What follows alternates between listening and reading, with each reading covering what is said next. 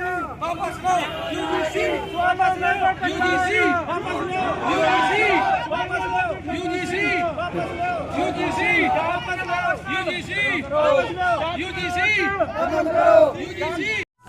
आप देख रहे हैं खबरदार 24.com।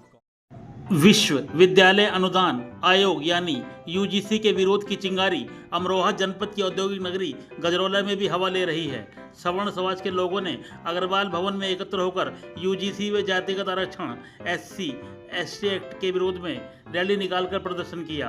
बाद में बैठक कर सरकार से इसे खत्म करने की मांग की और आगे की रणनीति पर विचार किया गया।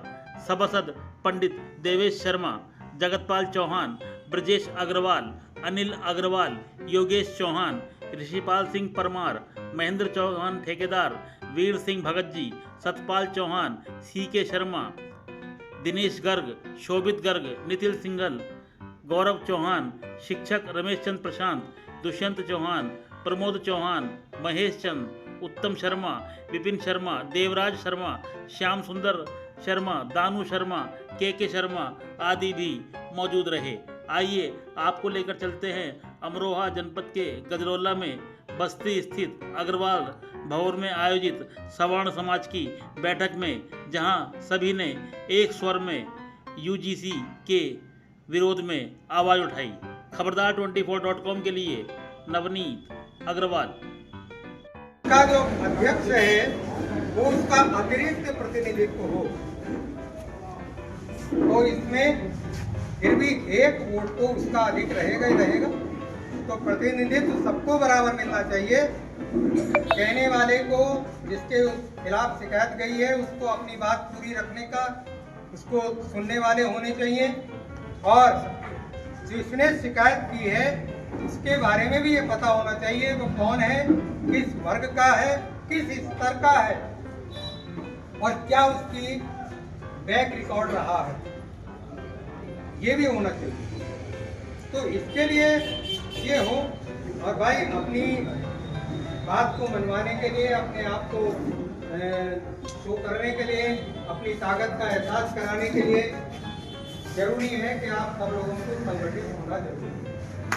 आप संगठित नहीं होंगे और फिर इसी में ही यहीं पर तो संगठित होना ही है, आगे इलेक्शन में भी आपको संगठित होना पड़ेगा, अपने वोट की ताकत को दिखाना पड़ेगा। मैं मानता हूं कि हमारे वोट कम होंगे, लेकिन इतने भी कम नहीं होंगे कि हम अपनी ताकत को उन तक ना पहुंचा सकें।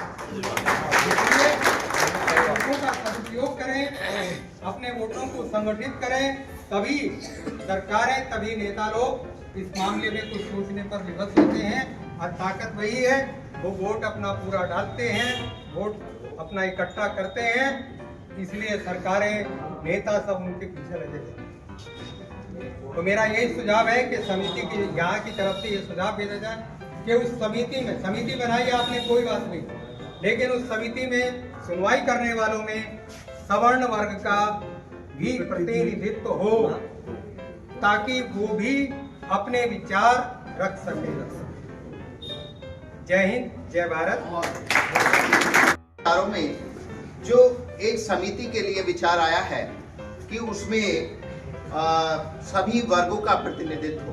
वैसे तो सरकार को जो भेदभाव खत्म करना चाहती है, उसे जाति पर मिलने वाली सुविधाएं ही खत्म कर देनी चाहिए, और जब तक जाति पर मिलने वाली सुविधाएं खत्म नहीं होंगी तब तक भेदभाव को आप खत्म नहीं कर सकते। एक बात।